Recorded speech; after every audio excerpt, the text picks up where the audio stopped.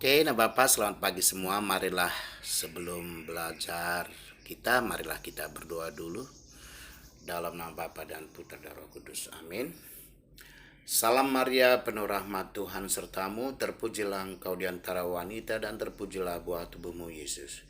Santa Maria, Bunda Allah, doakanlah kami yang berdosa ini, sekarang dan waktu kami mati. Amin. Dalam nama Bapa dan Putra dan Roh Kudus. Amin. Oke, anakku sekalian, apa kabar? Semoga sehat selalu ya anakku. Oke, pada hari ini kita belajar tentang tema terlibat dalam hidup menggereja di halaman 94 dalam bukumu. Dan kita juga sudah bersama-sama membaca kisah haru Gracia ya yang ada dalam bukumu di halaman 95. Nah, terlibat dalam hidup menggereja tujuannya supaya kamu paham bahwa kamu sudah menjadi anggota gereja yang sah, yang sudah dibaptis. Dan kamu itu seharusnya dan wajib menjadi pelayan Tuhan. Tidak mesti menjadi seorang pastor, suster, atau pendeta, atau guru agama. Tetapi harus terlibat di dalam hidup menggereja. Supaya kamu tahu tujuannya, bahwa anggota gereja itu wajib menjadi pelayan Tuhan. Ya. Nah, anak-anakku sekalian, kamu tahu tentang kisah Gracia ini. Dia itu seorang cacat, seorang buta, tetapi dia masih tetap melayani untuk Tuhan. Ya. Nah, anakku sekalian, di dalam konteks halaman 96 kisah para rasul di halaman 96 bab 2 ayat 40-47, cara hidup jemaat yang pertama. Nah, ketika Tuhan Yesus tidak ada lagi di dunia ini, telah wafat dan bangkit dan dia naik ke surga, maka tinggallah para rasul dan para pengikutnya. Dan disitulah dimulai dengan gereja awal. Itulah disebut dengan gereja purba, gereja yang pertama. Arti gereja itu adalah persekutuan umat yang beriman, yang percaya kepada Kristus.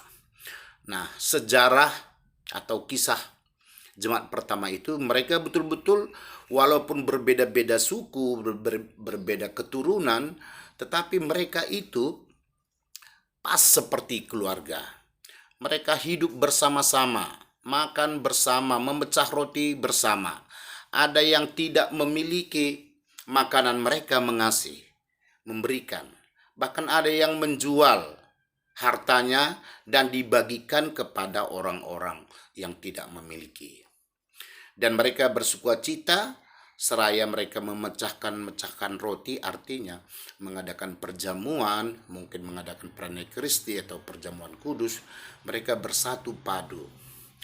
Nah, mereka merasa tidak ada yang lebih dari yang lain. Tidak ada yang sombong.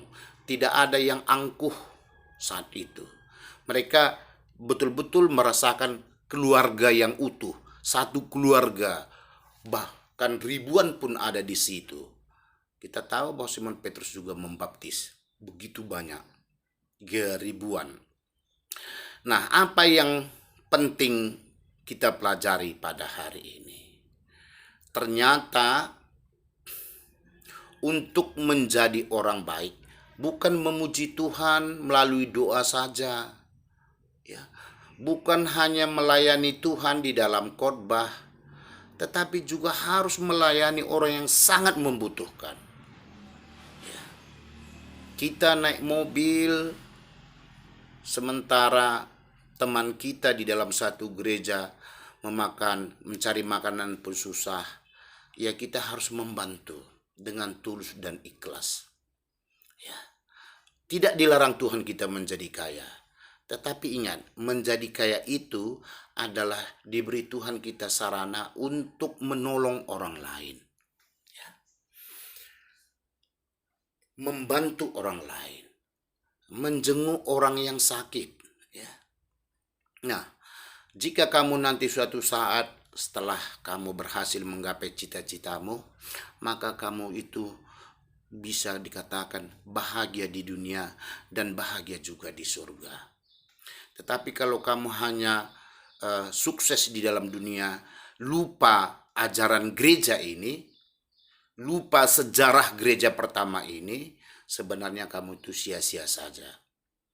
Nah, maka anakku sekalian, jadi kami Bapak harapkan, kami para guru harapkan, semoga kamu menjadi sukses, menjadi pemimpin di negara kita ini, menjadi orang kaya raya, yang bisa membantu juga, yang bisa membantu suatu saat, membantu saudara-saudara kita yang miskin.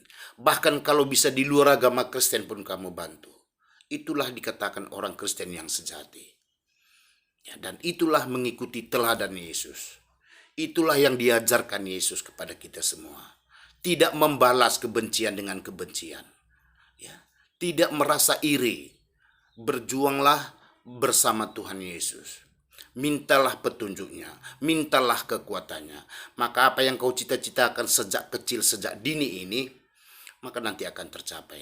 Yakin dan percaya.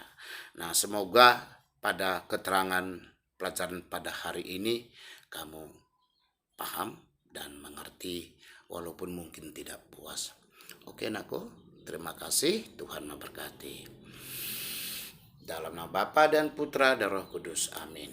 Kemuliaan kepada Bapa dan Putra dan Roh Kudus seperti pada permulaan, sekarang, selalu dan sepanjang segala abad. Amin. Bapa dan Putra dan Roh Kudus. Amin.